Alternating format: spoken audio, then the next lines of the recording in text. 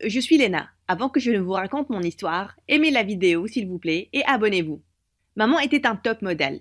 Mais après ma naissance, elle a pris du poids. Elle est devenue mère au foyer et puis papa nous a abandonnés quand j'avais 3 ans. Elle pleurait toute la journée et elle se goinfrait de glace. À chaque fois que je pleurais, elle me donnait de la glace aussi. Mais avec le temps, j'ai continué à manger comme ça.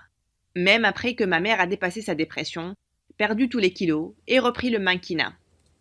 Un jour, j'imitais ses poses devant le miroir, quand elle est entrée en riant.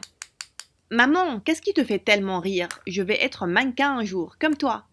Oh, pauvre bébé, pourquoi tu es si bête? Le mannequinat n'est pas pour tout le monde. On trouvera un truc où tu es bonne, mais je doute que ce soit ça. C'était méchant. Mais quand elle est partie, j'ai discrètement pris ses talons et j'ai répété ma démarche. Et quelques minutes après, j'en ai cassé un. Je l'ai collé et je l'ai remis à sa place. Maman a commencé à partir en voyage pour le travail. Elle a donc embauché une nounou pour moi. Les années se sont écoulées et la nourriture est devenue ma manière de gérer mes émotions. À chaque fois que j'étais triste ou stressée, je me goinfrais. Quand je suis arrivée en quatrième, j'étais ronde. J'étais intelligente et j'avais de bonnes notes, mais tout le monde se moquait de moi à cause de mon poids. J'ai même changé d'école, mais les choses ne se sont pas améliorées. Parce qu'ici, j'étais invisible et c'était terrible. Jusqu'à ce qu'un jour, Freya, la fille la plus populaire de l'école, est venue et elle s'est assise à côté de moi. Hé, tu es la nouvelle fille ici, n'est-ce pas? Tes cheveux sont tellement beaux. Elle a commencé à s'asseoir avec moi tous les jours et on est devenus de très bonnes amies. Maintenant, soudain, les garçons me remarquaient, mais seulement parce qu'ils voulaient se rapprocher de Freya. Je suis devenue la coursière officielle pour toute chose qu'ils voulaient lui donner. Donc un jour, quand ce garçon mignon, Sheldon, m'a donné des fleurs, j'étais choquée quand il a dit qu'ils étaient pour moi. Est-ce que c'était une sorte de blague?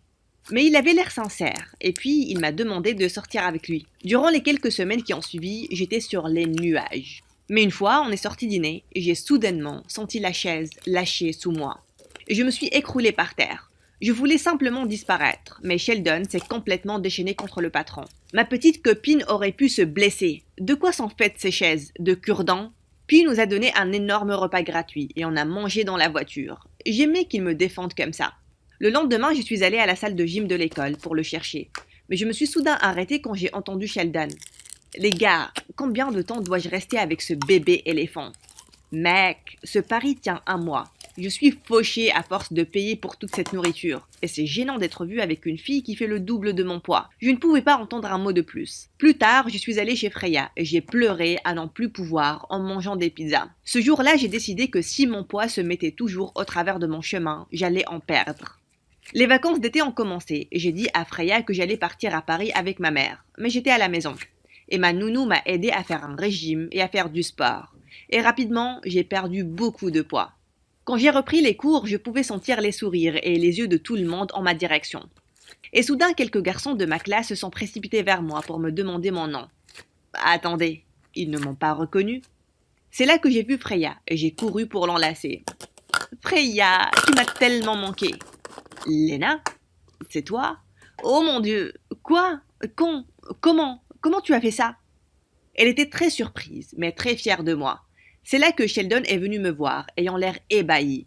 Waouh, Lena, tu es plus belle que Wonder Woman. Mais dis-moi, bébé, pourquoi tu n'as pas répondu à mes messages durant les vacances? Tu m'as manqué. Tout ce que je voulais faire, c'était le gifler très fort. Mais soudain, j'ai eu une meilleure idée. Oh, j'étais dans un séjour de yoga, et on n'avait pas le droit d'utiliser nos téléphones là-bas. Mais tu m'as beaucoup manqué aussi. Freya avait l'air choquée. Mais je l'ai rapidement traîné et je lui ai murmuré mon plan, et ça l'a fait rire. Le lendemain, j'ai planifié un rencard romantique avec Sheldon dans un restaurant très chic. J'étais sur mon 31. Quand il était temps de commander, j'étais prête. Oui, je vais avoir toutes les entrées. 3 homards, 4 steaks, un saumon de poché, et bon, vous pouvez nous apporter tous les desserts sur le menu? Léna, qui va manger toute cette nourriture? Moi, bien sûr. Tu sais comment est mon appétit, bébé. Quand la nourriture est arrivée, j'ai pris quelques bouchées et j'ai demandé au serveur d'emballer le reste. Quand il est revenu avec l'addition, j'ai pris la nourriture et j'étais sur le point de partir, quand Sheldon a perdu la tête. On va partager l'addition, n'est-ce pas? Non, ça coûte cher de sortir avec un bébé éléphant. Aussi, il est temps que tu paies pour avoir été un vrai débile. Je lui ai jeté un verre de jus au visage et je suis partie. J'ai donné la majorité de la nourriture à des sans-abri et le reste, je l'ai partagé avec Freya pendant que je lui racontais tout ce qui s'était passé au rencard. Sheldon ne s'est plus jamais approché de moi, mais ma popularité à l'école a explosé du jour au lendemain. Tellement de garçons me demandaient de sortir avec eux que je ne tenais plus le compte et les invitations aux fêtes pleuvaient. Un jour, durant le déjeuner, j'ai reçu un message d'un nouveau numéro. C'était le nouvel italien à l'école qui faisait baver toutes les filles. Viens à ma fête d'anniversaire ce soir, bellissima. C'est réservé aux bombes. Je suis allée à la fête. Il y avait un grand écran montrant des photos de bébés de cet Italien. Tout le monde les trouvait mignons. Mais soudain, l'écran est devenu noir.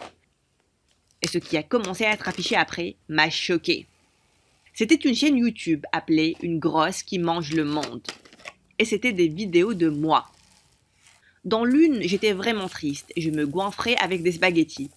Et dans l'autre, je pleurais et je mangeais de la pizza. Oh mon Dieu, quoi? Il n'y avait qu'une seule personne capable de faire ça. C'est là que Freya est apparue derrière l'écran. Hé, petit Italien, cette fille avec laquelle tu parles, Lena, c'est elle. Tu vois comment elle ressemble à un gros sac de patates tristes? Je ne sais pas quelle opération elle a fait pour perdre du poids, mais souviens-toi, ce n'est qu'une histoire de temps avant que quelque chose ne la rende triste et qu'elle se mette à pleurer et à manger de nouveau comme une baleine. Tu es sûr que tu peux gérer ça? Je l'ai fixée choquée, alors que tout le monde me fixait. Tout ce que je voulais faire, c'était courir et me cacher à l'intérieur d'un gâteau. Mais je n'allais pas faire ça. Je me suis avancée vers elle et j'ai débranché le projecteur. Freya, tu es folle, tu m'as filmé à chaque fois que je t'ouvrais mon cœur. Et tu as créé une chaîne YouTube.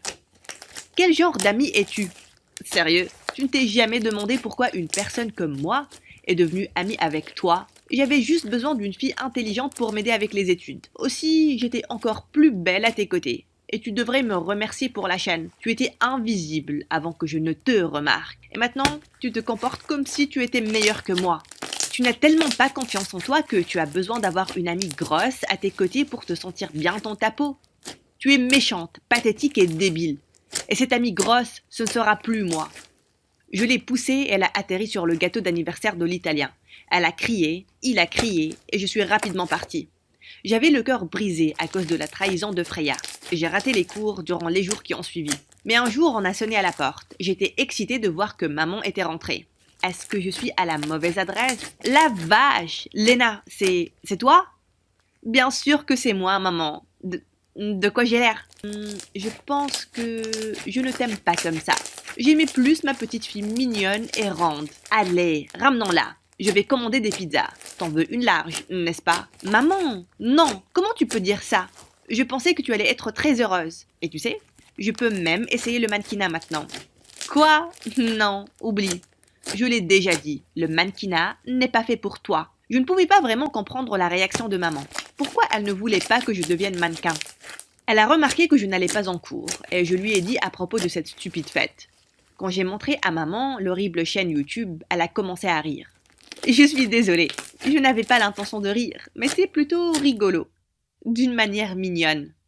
Et soudain, je me suis déchaînée. Tu penses que c'est rigolo que ma meilleure amie filme les moments les plus tristes de ma vie et les mette sur YouTube pour que tout le monde les voie? Tu penses que c'est rigolo d'une manière mignonne? Maman, j'avais un trouble alimentaire. Et tu sais, c'est la faute à qui? À toi. Elle a sursauté, comme si elle venait d'être électrocutée. Hé, fais gaffe.